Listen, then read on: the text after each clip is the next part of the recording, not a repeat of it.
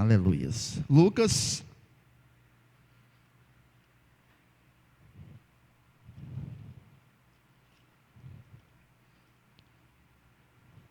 Feche os seus olhos antes, em nome de Jesus. Senhor Deus e Pai, nós te apresentamos, meu Deus, esta palavra que será ministrada. Senhor, nos dá sabedoria e entendimento, meu Deus. Vem falar conosco, meu Pai, como família, Pai. Senhor, vem falar conosco, meu Pai, como, Senhor, a tua família, meu Pai, aqui nesta terra, Pai. Senhor, muito obrigado, Senhor, porque hoje, meu Deus, nós estamos ao lado dos nossos familiares, meu Deus, para te louvar, te engrandecer, Deus, e também, meu Deus, receber uma palavra da tua parte, Deus.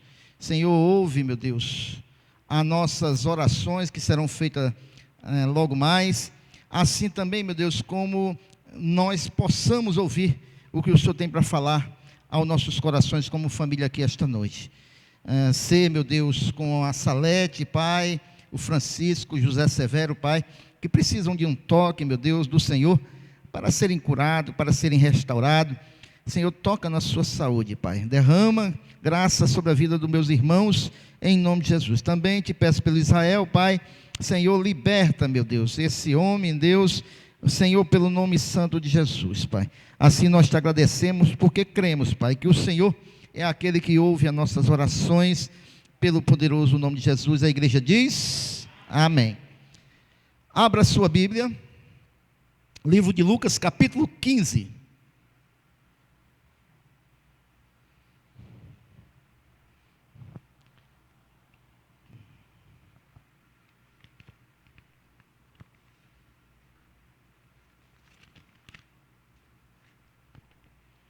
Quem achou diz amém. Queridos, hoje é o culto da família, e hoje eu quero trazer uma palavra a nossas famílias, a nossas vidas. E eu quero que você, querido, esta noite abra bem o seu coração. Geralmente a gente gosta de trazer uma palavra aqui um pouco divertida para os casais, daquilo que acontece nos casamentos.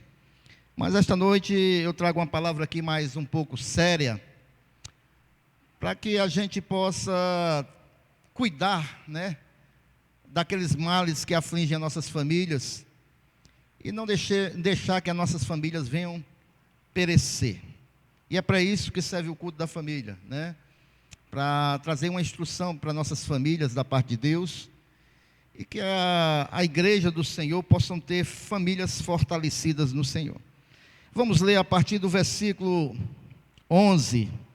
Diz assim a palavra do Senhor: e disse: um certo homem tinha 2 filhos, e o mais moço deles disse ao pai: pai, dá a minha parte da fazenda que me pertence. Algumas versões dizem a parte da herança, né? É a mesma coisa. E ele repartiu por eles a fazenda. E poucos dias depois, o filho mais novo, ajuntando tudo, partiu para uma terra longínqua, e ali desperdiçou a sua fazenda, vivendo dissolutamente. E havendo ele gastado tudo, houve naquela terra uma grande fome, e começou a padecer necessidades. E chegou-se a um dos cidadãos daquela terra, o qual o mandou para seus campos apacentar porcos. E desejava encher o seu estômago com as bolotas que os porcos comiam, e ninguém lhe dava nada. E caindo em si disse: quantos trabalhadores de meu pai têm abundância de pão, e eu aqui pereço de fome? Levantar-me-ei, irei ter com meu pai, e dir-lhe-ei: pai, pequei contra o céu e perante ti. Já não sou digno de ser chamado teu filho. Faze-me como um dos teus trabalhadores. E levantando-se foi para seu pai, e quando ainda estava longe, viu o seu pai, e se moveu, viu seu pai, e se moveu de íntima compaixão, e correndo lançou-se-lhe ao pescoço e o beijou. E o filho lhe disse: pai, pequei contra o céu e perante ti, e já não sou digno de ser chamado teu filho. Mas o pai disse aos seus servos: trazei depressa a melhor roupa e vestilho, e pondo-lhe um anel na mão e sandália nos pés, e trazei um bezerro cevado e matai-o, e comamos e alegramo-nos, porque este meu filho estava morto e reviveu, tinha se perdido e foi achado. E começaram a alegrar-se. E o seu filho mais velho estava no campo. E quando veio e chegou perto de casa, ouviu a música e as danças. E chamando um dos servos, perguntou-lhe o que era aquilo. Versículo 27. E ele lhe disse: veio teu irmão e teu pai matou um bezerro cevado, porque o recebeu são e salvo. Mas ele se indignou e não queria entrar. E saindo o pai, instava com ele. Mas respondendo ele, disse ao pai: eis que te sirvo há tantos anos, sem nunca transgredir o teu mandamento, e nunca me deste um cabrito para alegrar-me com os meus amigos. Vindo, porém, este teu filho, que desperdiçou a tua fazenda com as meretrizes, mataste um bezerro cevado. E ele lhe disse: filho, tu sempre estás comigo, e todas as minhas coisas são tuas. Mas era justo alegrarmos-nos e regozijarmos, porque este teu irmão estava morto e reviveu, tinha se perdido e foi achado. Amém. Amém? Antes de nós entrarmos no texto propriamente dito, eu quero trazer aqui, irmãos, com relação à família, né, algumas definições, porque a gente sabe o que é família, logicamente. A gente sabe que a família foi a instituição primeira criada por Deus. A gente sabe que família é a célula da sociedade. Todas essas definições a gente conhece bem, mas eu quero trazer mais algo aqui à nossa mente. O escritor Bastos de Ávila diz o seguinte: a família é o único fenômeno social, além do fenômeno religioso, que se encontra em todos os tempos e em todas as culturas. Ou seja, além do fenômeno religioso, porque o homem sempre teve fé em todos os tempos, e é uma das provas da existência de Deus, porque mesmo sem ninguém pregar sobre Deus, os homens sempre foram religiosos. Na mata mais perdida da Amazônia, tem alguém que tem sede por um ser superior. Às vezes eles adoram a lua, adoram as estrelas, mas adoram, sem conhecimento, lógico, mas tem sede de adorar um ser superior. E em todas as épocas, em todos os tempos, em todos os lugares, sempre houve o fenômeno religiosidade dentro da sociedade. E da mesma maneira, a família. Em todas as nações, em todas as épocas, e em todos os lugares, sempre houve a família. Amém, queridos? O que eu fico, às vezes, eu sou muito de estar pensando nas coisas que a gente lê e vê. E às vezes eu fico pensando, irmãos, como é que há milhares e milhares de anos tem a estrutura da família. Chega de repente, numa determinada época da sociedade, que as pessoas dizem: não, esse meio de família está errado, tem que ser um novo meio de família. Como é que pode, irmãos? Milhões e milhões de anos vem se vivenciando algo que tem dado certo, e de repente chega alguém e diz: não, família não é mais assim não, não é homem, não é homem com mulher, não é com menino não, é outro tipo de família. Isso aí tudo estava errado esses anos tudinho. Nós agora vamos viver o que é certo. Doido é quem muda o que já viveu, já experimentou, já conhece por experiências que não sabe o que vai dar. Mas sempre houve família, em todas as culturas, em todos os tempos, em todas as épocas. Amém? A família, irmãos, ela é a origem de tudo que possa se pensar sobre relacionamentos pessoais. É na família, em primeiro lugar, que nós aprendemos a nos relacionar. Aprendemos a conversar. Aprendemos a ter relacionamento pessoal com outras pessoas. Os judeus sabiam disso, por isso eles preservavam tanto a estrutura de família, porque eles sabiam que ali, irmãos, era onde se exercitava não só o relacionamento, mas também a solidariedade e a fraternidade de irmão com irmão. Amém? Então a família é importante por isso, irmãos. E aquilo que a gente aprende na experiência familiar, a gente leva para toda a nossa vida. A gente nasce numa família, aprende, depois a gente sai e forma outra família, mas aquilo que a gente aprendeu naquela família, a gente leva para toda a nossa vida. Aquilo ali vai ficar em nós para sempre. Os ensinamentos, irmãos. Não existe uma oficina melhor para se moldar o caráter de alguém do que na família. Não existe nenhuma outra espécie de meio ou forma de se moldar o caráter de alguém, senão na família. Deus criou a família, irmãos, com propósitos bem claros. Primeiro propósito que Deus criou a família, olha aí o pastor dentro da palavra, viu? Foi para procriação. Viu? Eu falei de berçário.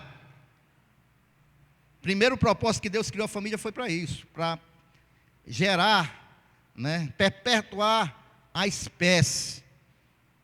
Então é por isso que eu não compreendo família fora do casamento monogâmico, porque para ter família tem que se procriar, ou seja, dentro da vontade de Deus. Então, primeiro foi para a procriação, segundo para a recreação, terceiro para a unificação e em quarto para a glorificação, porque quando uma família, e aí a importância da família ter Deus como centro, porque quando aquela família vive de acordo com os princípios de Deus, Deus vai ser glorificado através da vida daquela família. Amém? Você quer que sua família seja uma bênção para a glória de Deus? A sua família é uma bênção para a glória de Deus? Pois aplauda Jesus esta noite, glorifica Ele.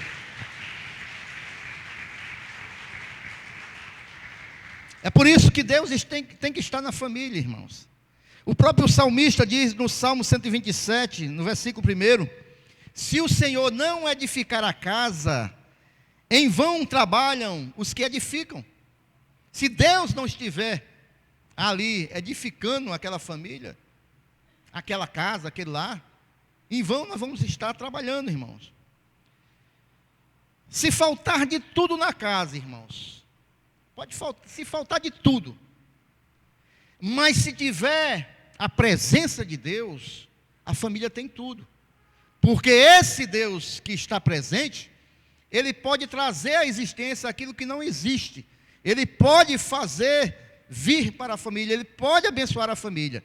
Agora, se a família falta tudo e não tem Deus, não tem nada mesmo. Amém?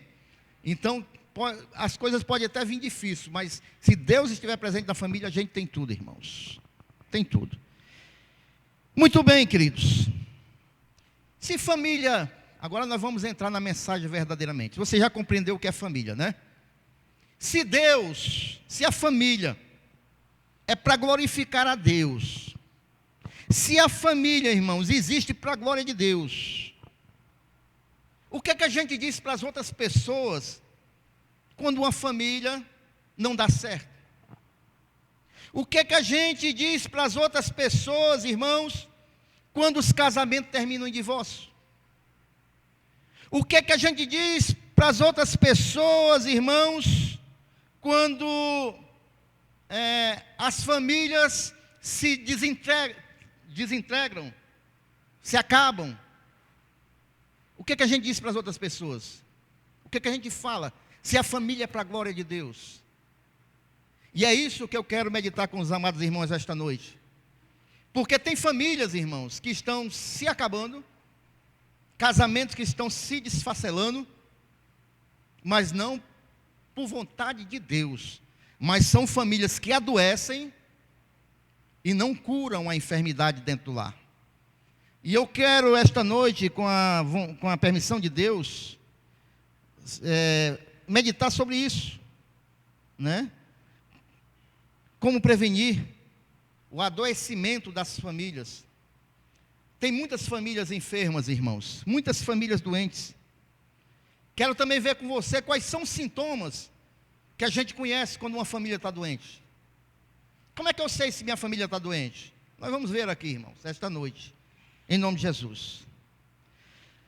Esse texto que nós acabamos de ler, irmãos, de Lucas 15, aqui nós vimos esse sintoma.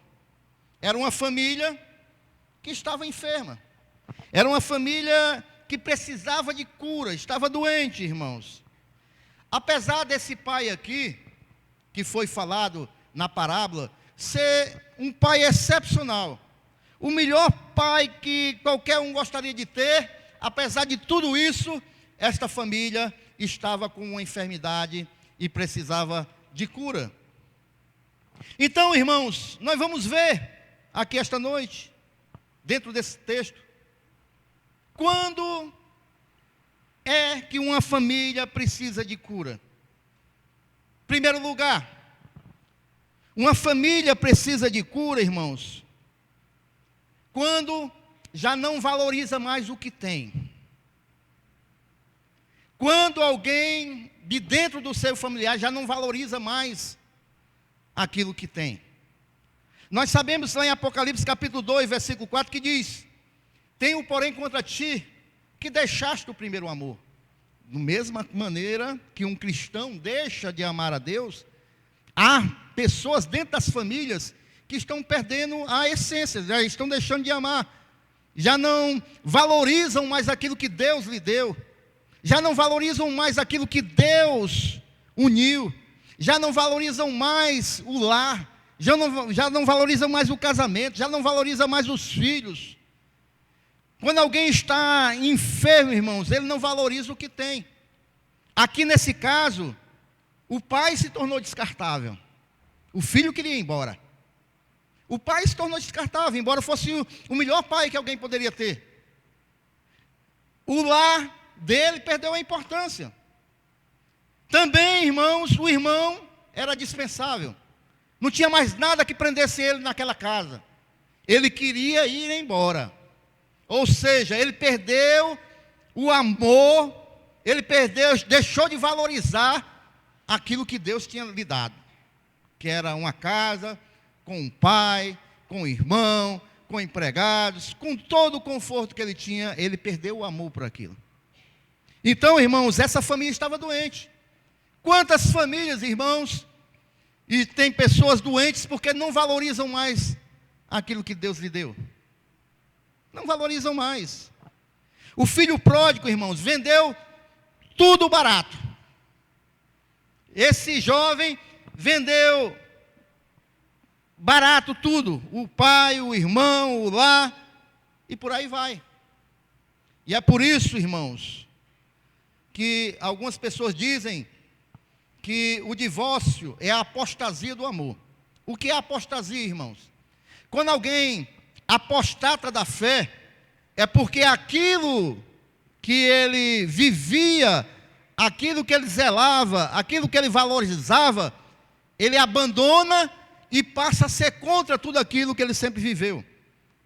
Quantos já viram pessoas assim, que eram da igreja, que amavam a igreja, que amavam estar na igreja, amavam pregar a palavra, amavam louvar a Deus, deixam a igreja e começam a combater a igreja. Isso se chama apostasia. Amém? Da fé, apostasia da fé. E é por isso que quando alguém no relacionamento se divorcia, algumas pessoas dizem que é a apostasia do amor, né? Vejam bem, irmãos, quando não se valoriza, a pessoa começa a rejeitar aquilo que mais amava. O marido começa a rejeitar a esposa começa a rejeitar o marido. Aquilo que amava, aquilo que anteriormente uniu, aquilo que anteriormente era como elo de uma corrente, agora está se desfazendo, ou se desfez. já não se valoriza mais, já não se ama mais. Aí fica rejeitando. Quantos estão compreendendo? Então, irmãos, é necessário eu fazer sempre um autoexame. Quando eu digo eu, somos nós, viu, irmãos? Nós fazermos um autoexame e conferir se aquilo que tinha valor para mim no passado, né, continua tendo o mesmo sentido e o mesmo valor. Porque eu não posso deixar, irmãos, de valorizar aquilo que Deus me deu. Eu não posso deixar de desvalorizar aquilo que foi presente de Deus. Ou seja, a sua família é um presente de Deus, o seu casamento é um presente de Deus, os seus filhos são um presente de Deus, o seu esposo é um presente de Deus, a sua esposa é um presente de Deus. Não deixe de desvalorizar esse presente de Deus. Cuidado, irmãos. Tenha cuidado. E mantenha um coração sempre sensível para você detectar quando você está perdendo, deixando de valorizar aquilo que você amava anteriormente. Cuidado com a indiferença e a insensibilidade com as percas. Porque elas vão, com o tempo, você vai perdendo, começa a ser pequeno, e daqui a pouco você já não valoriza mais aquilo. Eu vou dar aqui um conselho. Aquele jovem, ele começou a desvalorizar aquilo que ele tinha. E ele disse, não, vou sair da casa do meu pai. Vou abandonar essa casa, não dá mais para mim. Eu vou buscar algo de mais valoroso lá fora. E eu vou dar aqui um conselho para os casais esta noite. E que você receba, meu querido e minha querida, como um alerta para a sua vida da parte de Deus. Amém? Não tente procurar lá fora, de maneira nenhuma, irmãos, o que você perdeu dentro de casa. Não tente buscar lá fora aquilo que você perdeu dentro de casa, não. Não tente procurar fora, porque não vai encontrar, irmãos, ou melhor, você vai encontrar lá fora. Se você perdeu o diálogo dentro de casa, no relacionamento, você vai encontrar lá fora pessoas agradáveis para conversar. Você perdeu o carinho dentro de casa, vai encontrar lá fora, é verdade. É verdade, tem muitas pessoas dispostas a dar carinho. Se você perdeu o sexo, não faz mais sentido, não valoriza mais, lá fora também está assim. Só que tem um seguinte, irmãos, você pode encontrar tudo lá fora, porém, ao encontrar o que você perdeu dentro de casa, lá fora, você acabará perdendo tudo o que sobrou dentro de casa, e inclusive a sua própria casa. E a ilusão lá fora também você vai perder.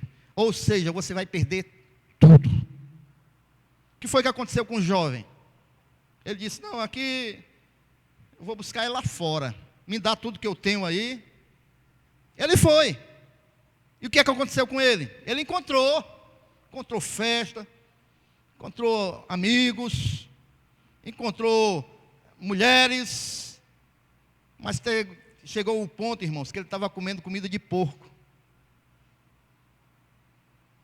Estava comendo comida de porco, perdeu tudo.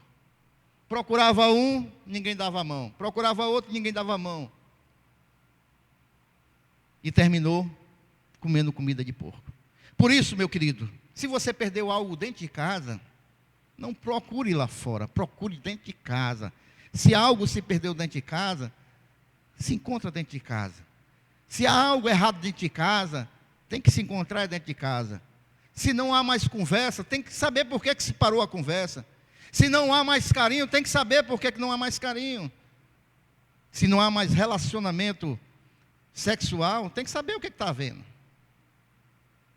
Não pode se perder e tentar buscar fora do casamento, fora do lar, fora da casa. Porque aí você acaba perdendo tudo. Amém? Posso ouvir um amém? E lá, misericórdia já. Ainda estou no primeiro tópico. E lá fora é fácil encontrar, irmãos. É muito fácil. Mas também é fácil encontrar a derrota, perder-se tudo. Segundo ponto, irmãos. Então, o primeiro ponto. Quando é que uma família precisa de cura, irmãos? É quando a gente já não valoriza mais o que tem. Segundo ponto. Quando é que uma família precisa de cura? É quando, irmãos, nós desejamos ir embora.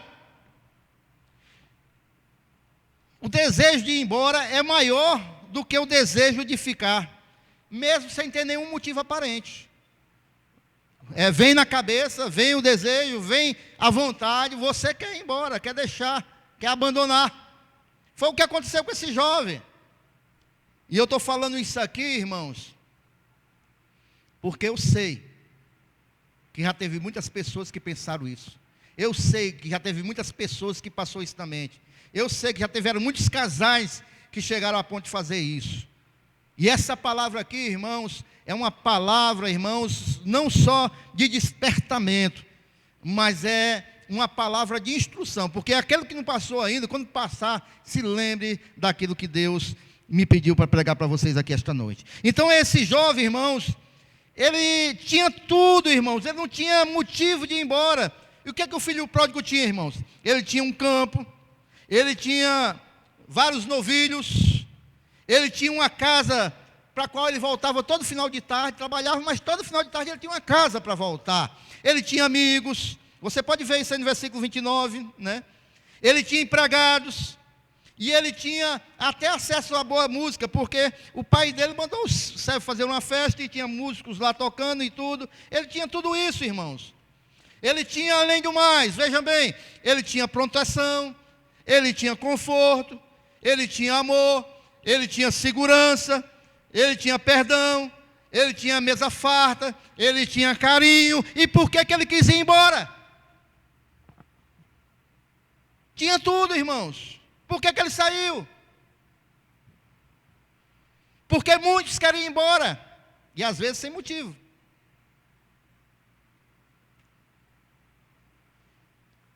Eu estou pregando para crentes esta noite, amém? E tem crente que pensa nisso. Sabe por que ele quis ir embora? A Bíblia diz que enganoso é o coração mais que todas as coisas e perverso. Quem o conhecerá? Coração é enganoso. E muitas das vezes se deixa ser guiado pelo coração e não ser guiado pelo Espírito de Deus, como instrui a palavra que todo crente deve ser. Quando Jesus disse vigiai e orai, ele diz vigiai é para vigiar. Esse vigiai é vigiar o coração, porque ele é enganoso. É vigiar o coração. Nada é tão perigoso como o nosso próprio coração, irmãos. O que enganou esse jovem aqui foi o coração. O que enganou Sansão foi o coração. O que enganou Davi foi o coração, porque ele é enganoso. Ele é enganoso. Lá em Provérbios capítulo 4, versículo 23, diz o seguinte: sobre tudo que deve guardar, guarda o teu coração, porque dele procedem as fontes da vida. Guarda o teu coração, guarda a tua mente, guarda a tua vida, guarda a tua família, guarda o teu lar, guarda a tua casa, guarda o teu casamento, em nome de Jesus.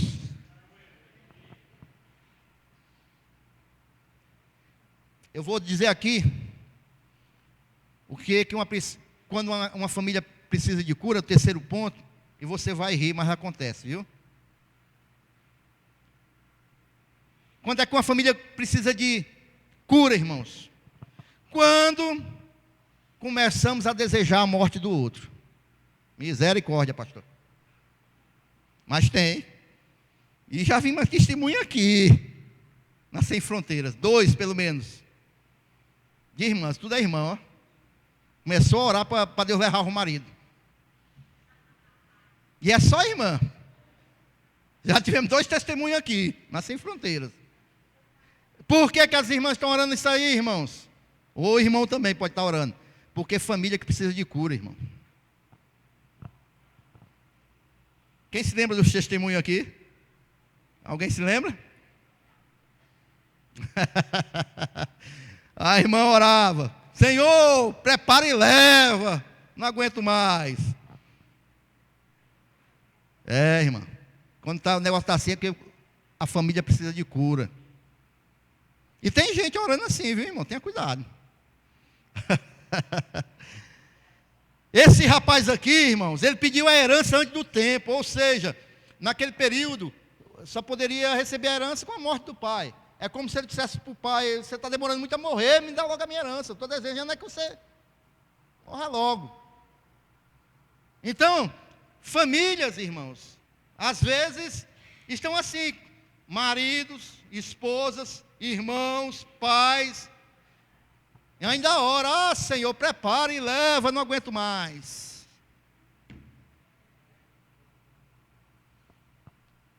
Misericórdia, irmão, mas tem.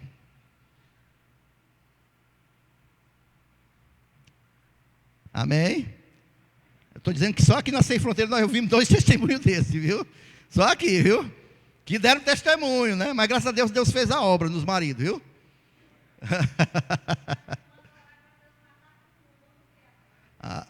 Depois que o marido escapou, ela está com essa conversa aqui, horário para Deus matar para o mundo. Mas Deus é porque é misericordioso. Graças a Deus ninguém vive mais no tempo da lei, irmãos, que Deus fulmina. Oh, glória. Bem, queridos, 4. Quando é que uma família, essa aqui eu vou demorar um pouco mais, irmão. Quando é que uma família precisa de cura? Sabe quando é, irmãos? É quando dentro da família a festa do outro incomoda. Vou esclarecer. Você se lembra que o filho pródigo chegou, o pai se alegrou, fez uma festa. Mas quando o irmão chegou e viu aquela festa, ele ficou revoltado, irmãos. Então, essa família precisava de cura. Quando a festa do outro dentro da família incomoda alguém dentro da família. Ele se indignou e não queria entrar, o irmão, lá no versículo 28. E no coração desses irmãos havia 4 fortalezas que precisavam ser demolidas. Posso ouvir um amém aí nas fortalezas demolidas? Amém, Daniel? Fortalezas demolidas, tinha que se demolir as 4 fortalezas. Glórias a Deus. Quais eram essas fortalezas, irmãos, que também podem surgir na nossa família? Primeiro, a fortaleza da inveja. Aquele irmão estava com inveja do outro irmão. Aquele irmão, quando viu a festa para ele, ele ficou se roendo de inveja. Tem isso dentro das famílias, irmãos? Tem. Tem. Porque eu me lembro, só que eu era menino, né? Era criança. Quando meu pai, na noite de Natal, naquele tempo, me deu um carrinho de bombeiro vermelho, eu me alegrei, irmão, me alegrei. Mas quando o meu irmão abriu dele, era um instrumentozinho chamado xilofone, né? Aquele que bate com aquelas faz zoadinha. E quando ele começou a tocar dentro de casa, eu me revoltei. Eu quero um daquele. Eu não quero carro de bombeiro, não. Aquele é mais bonito. Mas olha, carro de bombeiro. Não, eu quero é aquele. Que é isso, irmão? Inveja. Eu chorei, esperneei. Inveja, porque o brinquedo do meu irmão era melhor. Meu irmão, minha mãe lá para tentar, deixa ele brincar uns 5 minutos, Wagner. Aí meu irmão me deu, brinquei lá uns 5 minutos e não queria largar. Inveja, irmão. A inveja, irmãos, é o mal de muitos que não aceitam o sucesso na vida do outro.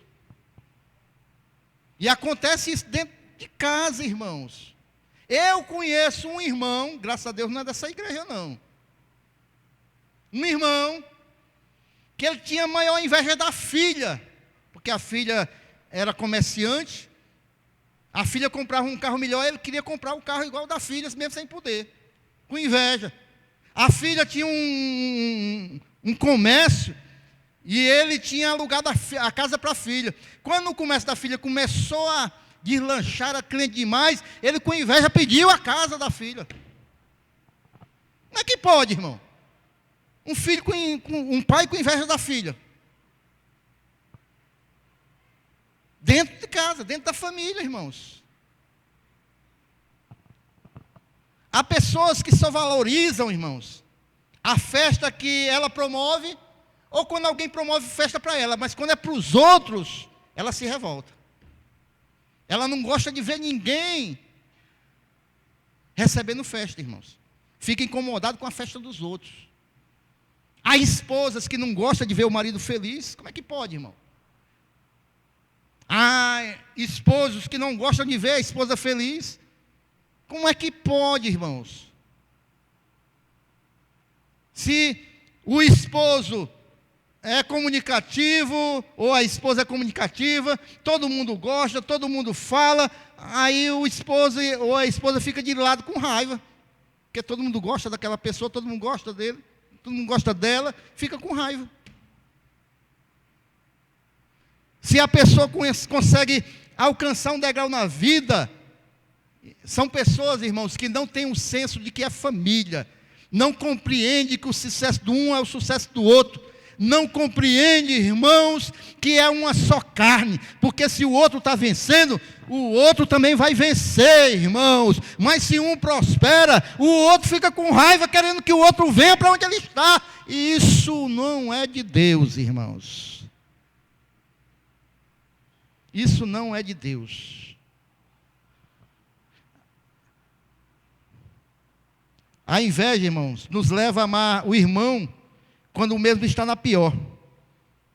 A gente ama quando a pessoa está lá embaixo, mas quando a pessoa começa a prosperar, aí eu tenho raiva. Como é que pode? Em vez de se alegrar, eu me alegro se minha esposa prosperar, se minha esposa conseguir vitória, se ela alcançar o objetivo dela, eu me alegro, irmãos. Eu não fico contra ela, não.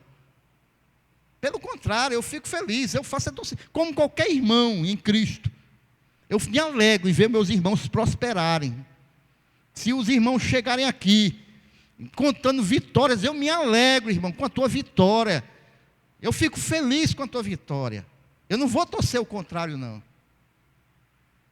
Tem gente que faz a oração contrária, irmão. Isso é coisa do cão, irmãos. Não é coisa de crente, não. Posso ouvir um amém? Amém. E há isso dentro da família. Um irmão passa no concurso, o irmão vai prosperar, o outro fica com raiva do irmão. E às vezes, irmãos, a pessoa, irmãos, ele se dedica mais, se capacita mais e avança, e o outro fica parado, estático e não consegue nada na vida. Eu sempre, quando falo essas questões, eu me lembro daquela história, porque acontece muito isso aí em trabalho, em empresa, né? Quem trabalhou em empresa sabe. Quando uma pessoa é promovida, para quê, irmãos? Se levanta, quem era amigo fica tudo revoltado com você. Eu me lembro que uma empresa, um rapaz lá se destacou porque o camarada era bom. E o outro ficou com raiva, disse: eu vou falar com o chefe, não pode, porque que esse camarada recebeu o aumento e eu tenho mais tempo de empresa do que ele e não recebi nada. Aí foi para o chefe, e o chefe já: chefe, eu quero falar com o senhor. Quando ele chegou, o chefe já percebeu. Não, tudo bem, nós vamos conversar, mas primeiro faça o seguinte para mim. Vá lá naquele comércio, porque a empresa vai estar sem a sobremesa. Pergunte lá quanto é que está o quilo do abacaxi lá, vá lá. E o rapaz foi. Chegou: chefe, o quilo do abacaxi é esse, R$3. Sim, mas ele tem para atender a nossa demanda? Eu não perguntei não, chefe. Ah, então tá bom, vou. Aí chamou o camarada que tinha sido promovido. Fulano, vá lá, pergunte quanto é o abacaxi. Aí o camarada foi, quando voltou: você perguntou quanto era o abacaxi? Perguntei, chefe. É R$3 o quilo. Mas eu falei para ele que a gente vai comprar em grande quantidade. Então ele fez um abatimento de 15%. Mas se o senhor não quiser abacaxi, também perguntei o preço da banana, da pera e do mamão, que também ele faz o preço, abate 15%. Todas as frutas ele tem para atender a demanda da empresa. E também eu aproveitei o tempo, fui naquele outro mais distante um pouco, ele também tem, faz 15% de abatimento, mas só que ele não tem para demanda, só tem depois de 2 dias. Aí o chefe, tudo bem, meu filho, muito obrigado. Sim, o que é que você queria mesmo? Não, nada não, deixa para lá. Você viu a competência de um para o outro? Porque o outro era mais competente. É por isso que ele recebeu o aumento. Aí quando o chefe pergunta, sim, o que é que você queria mesmo? Aí o cara, não, desculpe, nada não. Às vezes, irmãos, acontece isso. Um irmão é mais destacado que o outro. E aí, a família tem que se alegrar com aquele que cresce, com aquele que se desenvolve dentro do lar, e não ficar com raiva, né? E não ficar com raiva. Eu me lembro também daquela história da cobra querendo pegar o vagalume, e um dia a cobra consegue pegar o vagalume, e o vagalume pergunta para a cobra, peraí cobra, antes de você me comer, me responda uma coisa, eu te fiz algum mal? A cobra, não. Eu faço parte da tua cadeia alimentar? E a cobra, não. Então por que você quer me comer? Só porque você brilha. E às vezes as pessoas estão assim, se preocupando com o brilho dos outros, irmãos. Posso ouvir um amém? A inveja, irmãos, pode levar a investir contra a festa do outro. Se tem alguém dentro da casa se alegrando, está prosperando, está crescendo, está alcançando vitórias, se alegre. Se há alguém, irmão, do teu ciclo que está crescendo, está alcançando vitória, está prosperando, se alegre, irmãos. Se alegre. É assim que nós devemos ser com as pessoas da nossa família. É com o esposo, é com a esposa, é com o filho, é com a filha, é com o cunhado. Se alegre com a vitória dos outros, irmãos.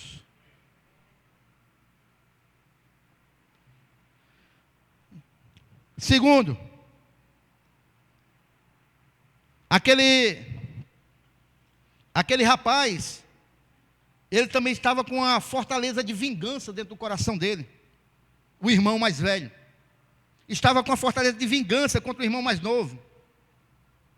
Ele estava com dificuldade de perdoar o irmão mais novo. O pai tinha perdoado, mas ele não queria perdoar o irmão mais novo. Ele estava querendo se vingar. Ele não concordou com o perdão do pai. Ele não concordou com a festa que o pai estava proporcionando para aquele filho. Na sua opinião, aquela ali era a oportunidade do pai se vingar dele e não se alegrar. Quantos estão compreendendo? Então, irmãos, ele não estava disposto a perdoar. E há muitas famílias vivendo isso, irmãos.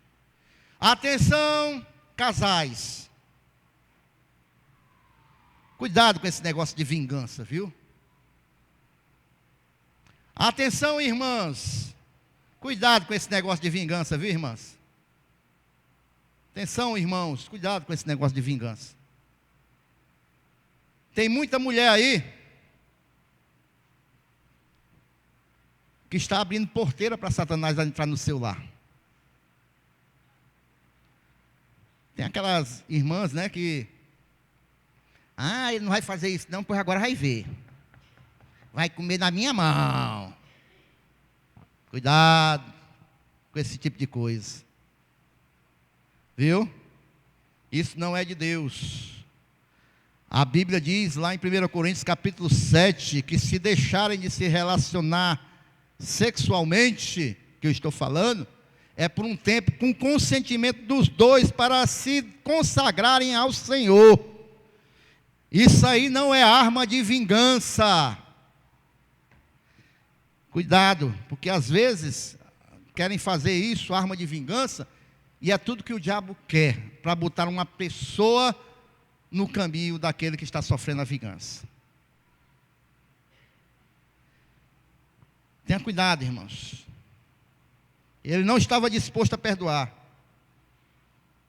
Quem não perdoa, sempre vai ficar do lado de fora da festa. Quem não perdoa, nunca vai participar da festa. Vai ficar do lado de fora, irmão. Faz da vida dela um verdadeiro funeral. Nunca vai se alegrar. Vai viver sempre com rancor. Olha a lição de terça-feira aí. No coração, e nunca vai se alegrar. Porque não sabe perdoar. Amém? Então, queridos, essas questões a gente tem que ter muito cuidado. Tem que ter muito cuidado. A outra fortaleza daquele jovem era a fortaleza da amargura. Quem não perdoa faz do coração um poço de amargura. Amargura são coisas tóxicas, irmãos. Elas sempre tentam estragar a festa no coração do outro. Quem vive com amargura, irmãos, no coração, sempre busca estragar a festa do coração do outro. O filho mais velho pega e lança no rosto do pai. Olha a amargura dele. Eu sempre estive com o Senhor, e o Senhor nunca me deu nem uma cabrita. Aí chega ele, e o Senhor pega um boi cevado e mata para ele. Como é que pode o Senhor fazer uma coisa dessa? Ele desperdiçou tudo que tinha com as meretrizes, com bebedeira. E agora o Senhor manda matar um boi cevado para ele. Você vê, irmãos, os convidados estavam todos se animando na festa, comendo o boi lá, assado, e ele do lado de fora se preocupando com um cabrito. Porque quem tem coração amargurado é assim, irmãos.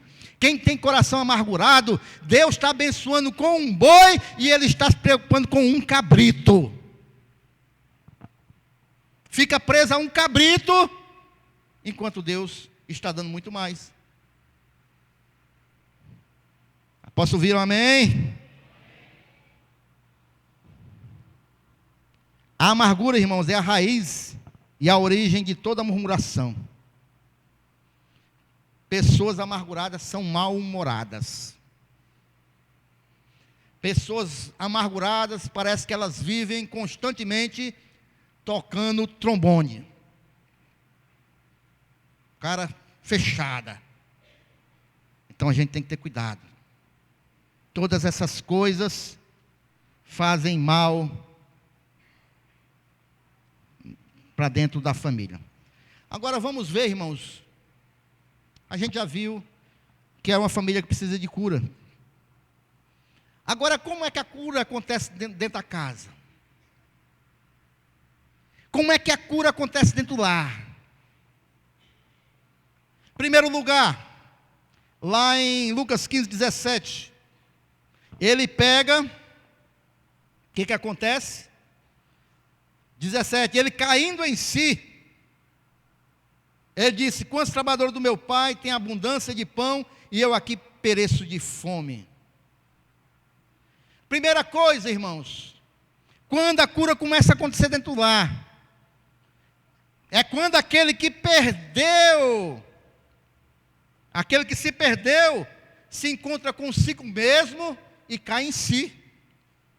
É necessário aquele que está vivendo de modo desordenado dentro da família cair em si. E aí é a grande questão, porque tem pessoas que não fazem reflexão e não caem em si. Para ela está tudo bem, está tudo normal, o jeito que ela vive e a maneira que está vivendo. Mas tem que cair em si, irmãos. Se quer cura na família, tem que cair em si. Porque toda mudança passa por isso, irmão. Pelo reconhecimento do erro, do arrependimento e do perdão.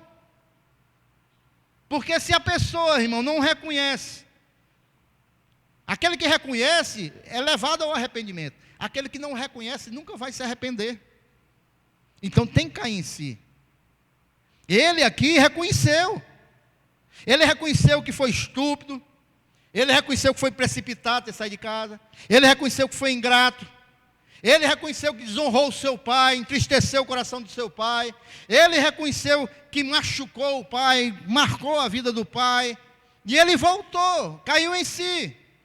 Mas ele reconheceu. Aí veio o arrependimento. Ele veio a tristeza pelo pecado. Ele confessou o pecado dele, abandonou e voltou. Aí começou a cura dentro da família. Amém? Mas primeiro ele teve que reconhecer, teve que se arrepender e voltar para que haja a cura na família.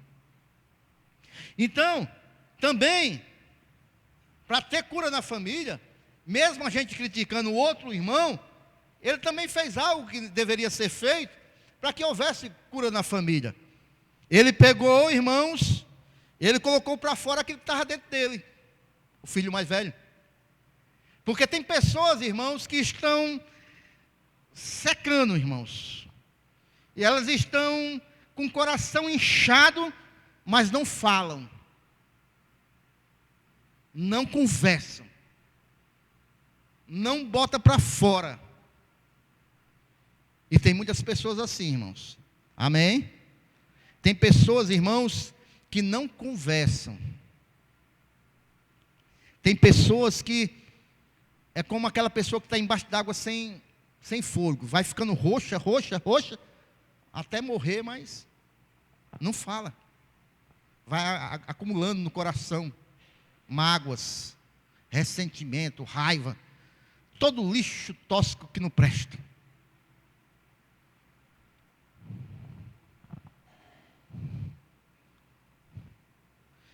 Vou fazer uma pergunta aos amados irmãos.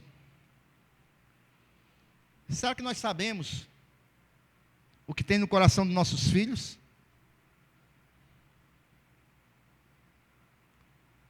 Será que a gente conversa com nossos filhos para saber o que tem no coração deles?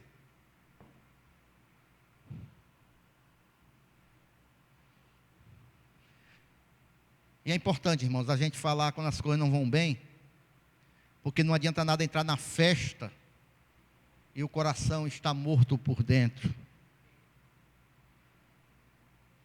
Isso também é necessário. Por último, irmãos, como é que entra a cura na família? Quando alguém escolhe ser o agente de transformação de dentro da casa. Quando alguém dentro da casa, dentro do lar, resolve ser esse agente que vai modificar todo o lar. Foi o que aconteceu com o pai. Porque o pai não desistiu do projeto de Deus. Ele não desistiu do filho. Ele todo dia ia ver se o filho voltava. E eu quero falar agora pelo nome santo de Jesus. Não desista do seu casamento, não desista do seu filho, não desista da sua família. Seja você o primeiro a ser o agente de transformação dentro do seu lar. Não desista, não desista, continue esperando o milagre de Deus. Continue perseverando em oração. Não desista se as coisas não estão indo bem. Não desista se as coisas não estão dando certo. Continue esperando. Continue prosperando nesse seu caminhar. Continue crendo, porque um dia Deus vai sim vir com a sua resposta. Foi o que aconteceu com o pai. O pai não desistiu do filho que se rebelou e foi embora. O pai esperou. O pai recebeu. O pai perdoou, o pai celebrou, o pai restituiu o que o filho tinha perdido, e o pai realizou a cura na família, porque ele não desistiu. O pai não desistiu do filho mais novo, e nem do filho mais velho. O filho mais novo, ele acolheu, abençoou, restaurou. E o filho mais velho, que estava cheio de amargura, né? Aí o pai primeiro chamou ele de filho. Filho, tudo que é meu é teu. A minha herança também é tua. Tudo que tem aí é teu, né? Tu sempre esteve comigo, tu está comigo. Também curou o filho mais velho. O pai também compartilhou o seu amor para com o filho mais velho. Né? O pai escolheu ali ser o canal da graça. E que eu e você possamos escolher ser canal de graça, de bênção dentro dos nossos lares, irmãos. Que a gente possa fazer a diferença nos nossos lares, irmãos. Mudar aquilo que está errado, é verdade. Transformar algumas coisas, é verdade. Há momentos, sim, de se pensar muitas coisas, mas há momento também da gente mudar aquilo que precisa ser mudado dentro dos nossos lares, dentro das nossas casas, a começar pela gente, a começar por nós. Nossas famílias, irmãos, elas serão curadas, sim. Se há famílias que precisam ser curadas aqui, né? Lógico. Mas quando o pai, ele perdoa, ali foi o caminho da cura dos 2 filhos daquela família. Não existe outro caminho para a cura, senão o perdão. Então a gente tem que buscar vivenciar desta maneira, para que nossos lares, nossas famílias, irmãos, estejam restauradas na presença do Senhor. Amém? Eu sei que muitas das vezes, quando alguém não valoriza, como foi esse filho, e quando retorna, às vezes é difícil de perdoar, às vezes ficam sequelas, às vezes ficam mágoas, mas isso é resolvido com perdão. Não acumule, não fique guardando rancor, não fique guardando amargura no seu coração, principalmente casais. Principalmente casais. Tem casamentos, irmãos, casais, homens e mulheres, que ficam, na hora de algum problema, ficam trazendo à memória coisa de anos passados. Às vezes coisas do tempo do namoro, do tempo do noivado. Então, não houve um perdão, não houve a liberação de perdão. A gente tem que vivenciar isso nas nossas vidas.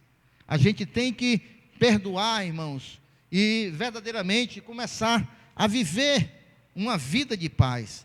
E isso vai trazer cura para nossas famílias. Eu quero te dizer esta noite, eu não sei como está a tua família. Eu não sei, mas eu sei de uma coisa, que Deus me pediu para trazer essa mensagem aqui esta noite. Que Deus mandou eu te alertar esta noite. Não queira buscar lá fora aquilo que você tem perdido dentro da sua casa. Deus pediu para te dizer esta noite que o agente da cura vai ser você. Deus me pediu para te dizer esta noite que o remédio para a cura é o perdão. Então, se há famílias aqui esta noite que estão vivenciando isso, eu te peço em nome de Jesus, que esta noite você possa verdadeiramente botar em prática aquilo que Deus, através desta palavra, está falando aos nossos corações. Amém? Vamos ficar em pé glorificando ao Senhor esta noite.